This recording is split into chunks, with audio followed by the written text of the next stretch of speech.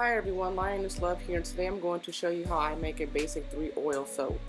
I will leave the recipe and the ingredients in the description down below. First, you're going to need a mold. I have a wood mold here lined with freezer paper to prevent the soap from sticking to the wood. Secondly, you're going to need an electric stick blender to combine the oils with the sodium hydroxide and water mixture. This is the easiest and fastest way. Next, you're going to need a thermometer, preferably a candy thermometer. I couldn't find mine. Now, if you don't have electric stick blender, you can also use utensils that are made of silicone or rubber, nothing of tin, aluminum, or wood. I went on ahead and pre-measured my ingredients. So here I have my 14 ounces of palm oil and my 16 ounces of coconut oil. I have my 18 ounces of olive oil. I have my fragrance oil that I'll be using, oatmeal milk and honey.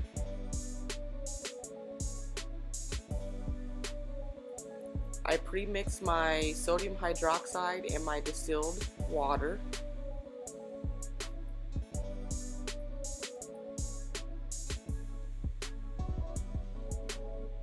And this is my coconut milk that I'm going to add for conditioning to my soap.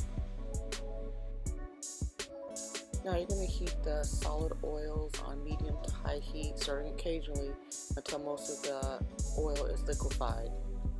I'm going to keep it on the heat just until the little chunks of particles are mostly dissolved.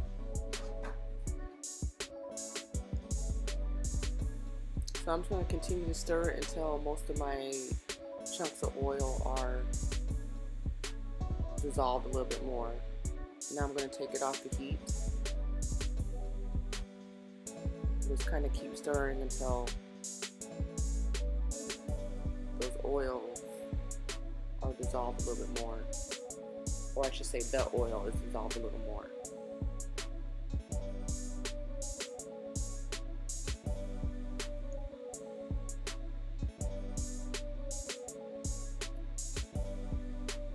I also forgot to mention you're going to need a scale to measure out your ingredients. I believe I got this on Amazon.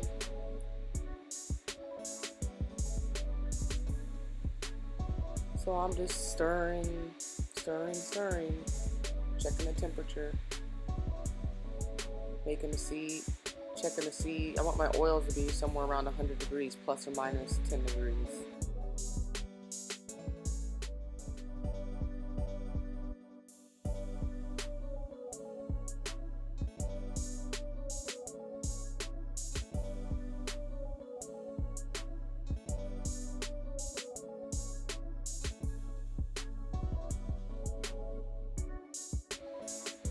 Now I'm going to combine all the oils. So I'm going to put my olive oil into my coconut and palm oil mixture.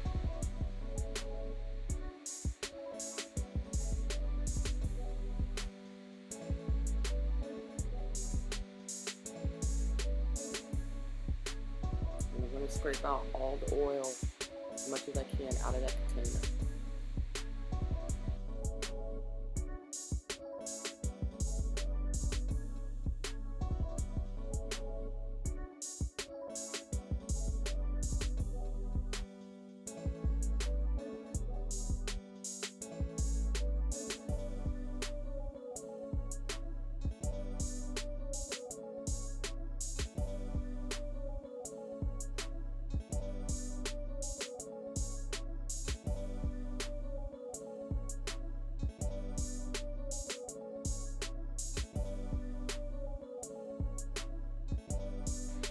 Now that I have all the particles dissolved, I'm going to recheck the temperature again.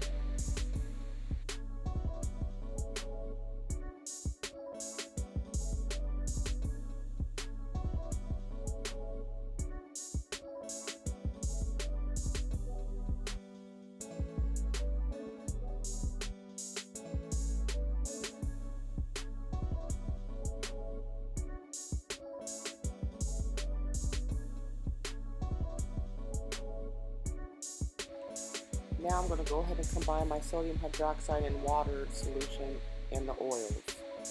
Make sure you're wearing your gloves and your goggles when you're doing this.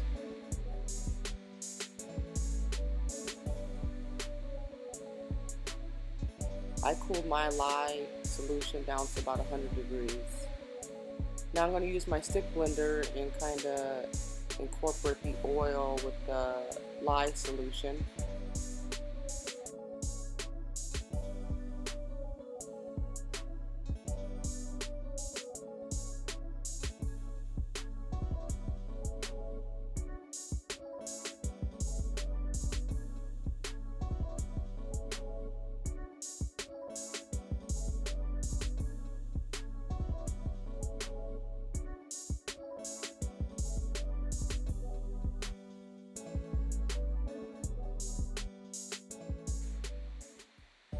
Now I'm going to go ahead and add my coconut milk to my soap mixture. Now I used 2 ounces of coconut milk, so I subtracted 2 ounces from the total of distilled water. I'll leave that description down below also on how I did that. So now I'm just going to go ahead and stick blend my oils and lye solution and my coconut milk.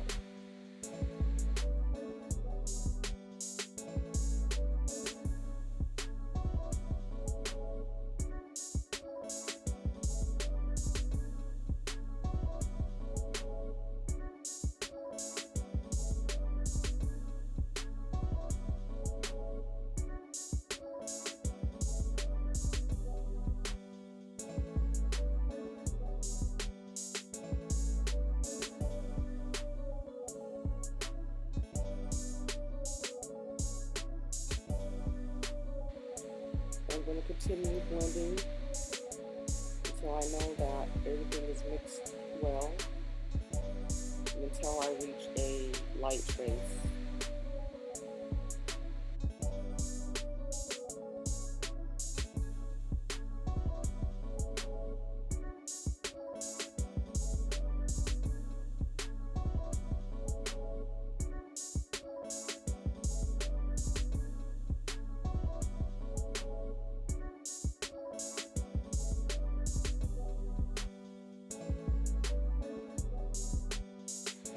And you know when you reach light trace, it'll be about the consistency of like nectar or honey.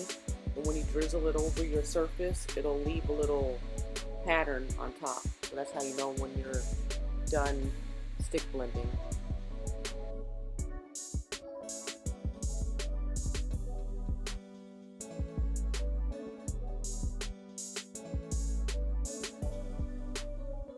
Now I'm going to go ahead and add my fragrance oil. You can use essential oils or fragrance oil. The one that I'm using is called oatmeal milk and honey, and it smells so awesome. So make sure I get all that oil in there because, again, essential oils and fragrance oils are not cheap, especially essential oils. Those can be quite expensive depending on the type of oil you use. So now I'm just going to use a whisk to blend the oil with the oil and lime mixture. I'm not going to use a stick blender because I don't want to thicken my batter. Some essential oils and fragrance oils can thicken the batter to where you can't do anything with it.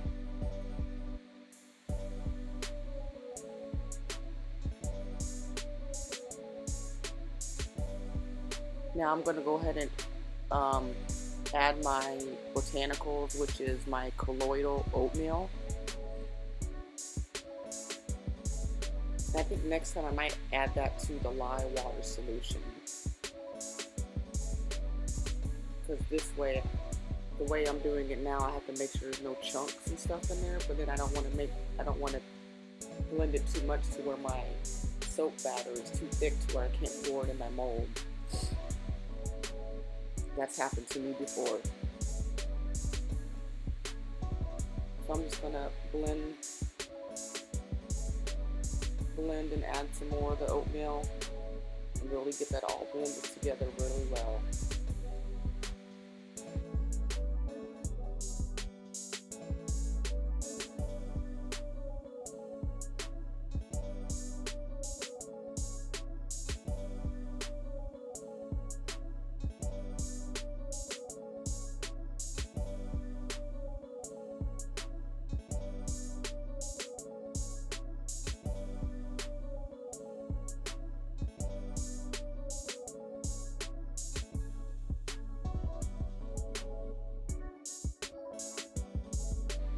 That probably mix this for like 30 seconds.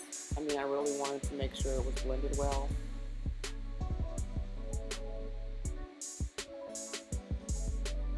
Sorry, my camera went out of focus.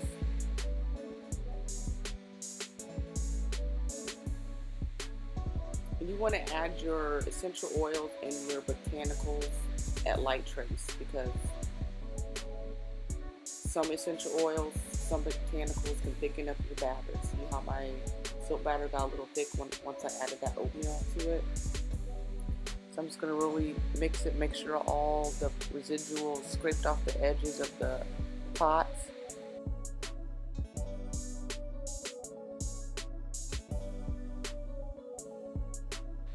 Now I'm going to go ahead and get my mold ready.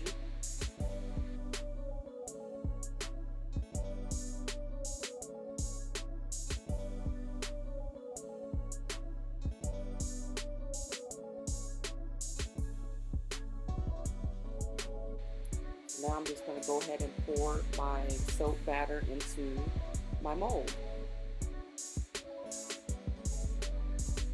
After I get done stirring it for the 1000th time. My OCD, you guys. I was just making sure it was like a good consistency. And again, making sure everything's mixed together. It's the fun part. Pouring it right on in the mold, just like you would pour cake batter into a pan. So I'm going to pour as much of the soap batter that I can into my mold, and then I'm going to lightly tap my mold onto my countertop to get rid of any air bubbles that might be trapped in the soap.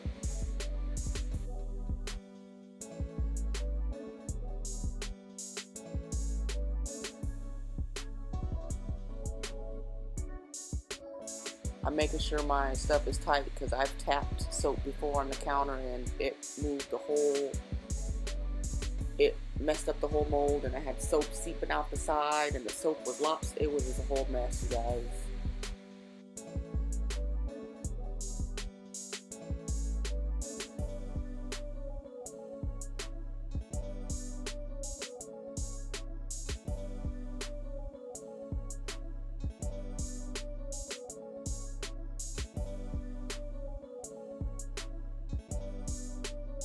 I don't know what I was doing. I was fiddling with the dang mold.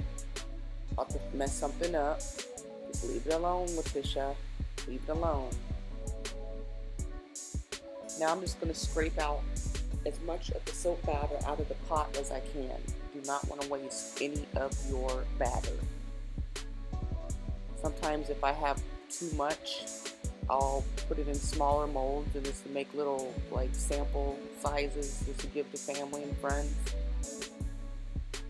or use on the kids because they're so small, easy to hold.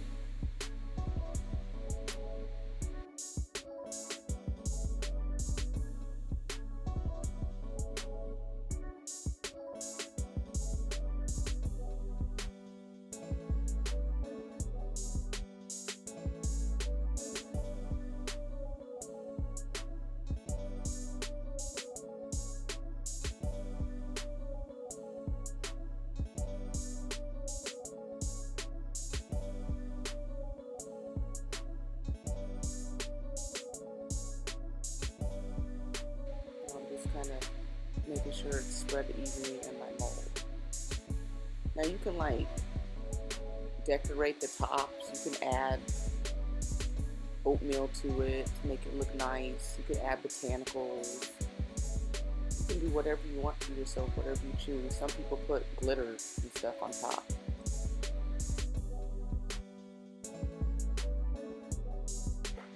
You could dollop the top, make little ridges, whatever you like. I'm just trying to keep it simple.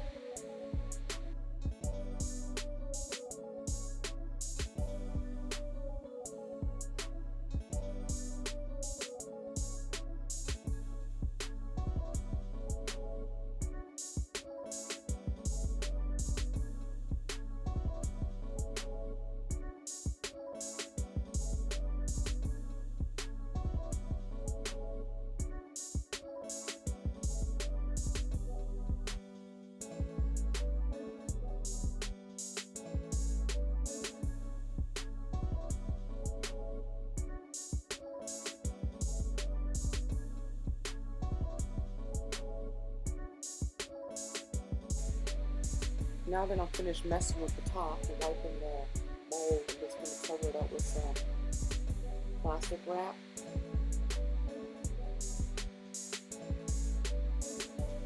And I'm doing this to remove the air bubbles out of the soap.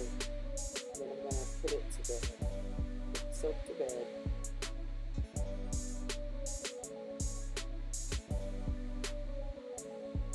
When you get to using like colors and stuff, it's good to get 100% alcohol in the spray bottle and spray the tops, and that prevents ashing from forming. And ashing is just, all it is how the oxygen interacts with the soap, and it'll cause like a little ash film on top, like a white ash. And that's easily removable once you cut your soap. You can just use steam or rinse it off or wipe it off. It doesn't change the soap. It's more for looks.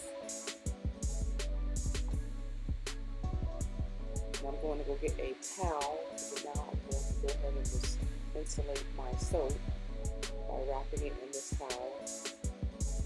I'm just trying to keep as much as the heat in so that the soap can finish saponifying.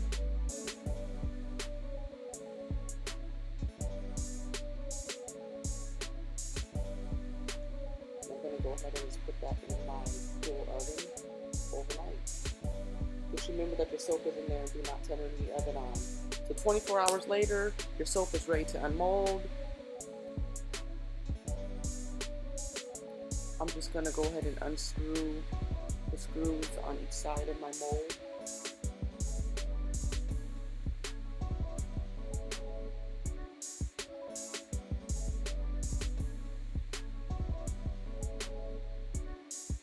And you guys, I probably could have waited to unmold my soap, or it might be because I used a recipe out of the book and it's more coconut oil than I normally use, so the soap was pretty hard. So I had a hard time getting it out of this mold.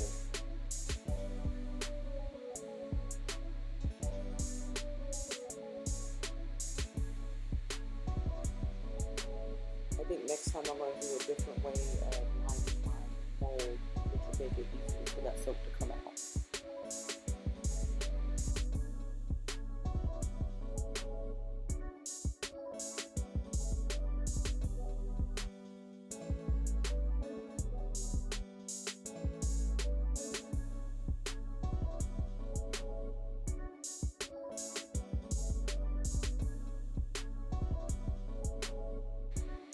I had to go get a knife and separate the soap from the freezer paper without messing up my soap. I finally got one side off. So you guys, I had to put some elbow grease in that. And got the other side off, scrape it off the extra soap off the pieces.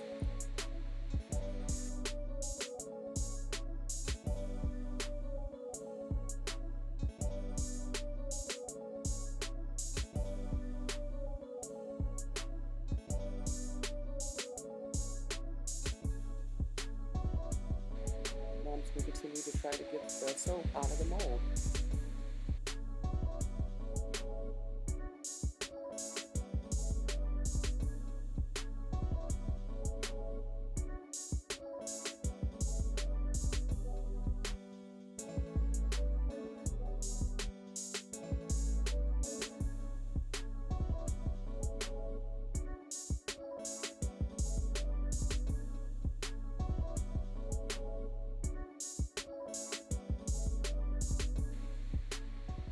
I finally got my soap out of my mold, you guys. That shit was hard. Oops, excuse my language, sorry.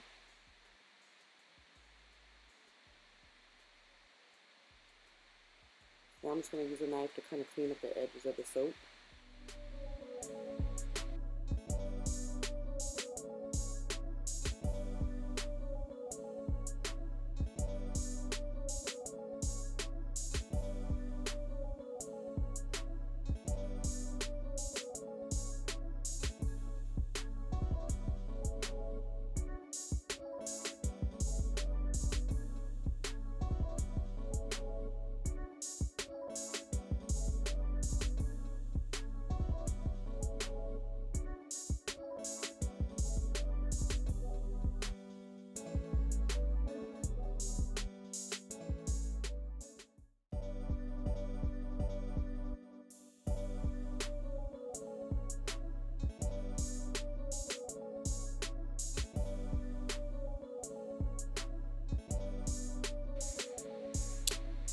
So you can use a knife or a cheese cutter to cut your soap. I actually had a soap cutter made for me. So I believe my bars of soap for the soap cutter are about 1¼ inch thick. So I like a nice thick bar of soap. So I'm just gonna place it up there. I gotta tighten my strings on my cutter, so I'm just kind of tightening those up before I go ahead and cut my soap.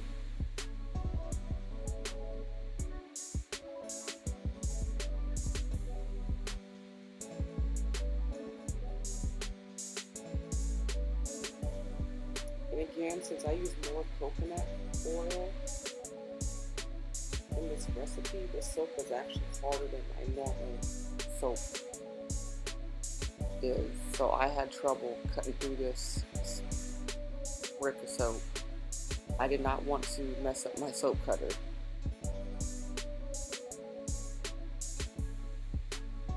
And you can see that I got my soap cutter from Bud's Wood Shop. I think it was on Etsy.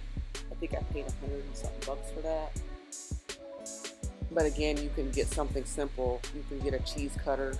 You can get a knife. Whatever you like, whatever's easiest for you. I just find this easier because all my soaps are about the same. They are the same size, about the same size.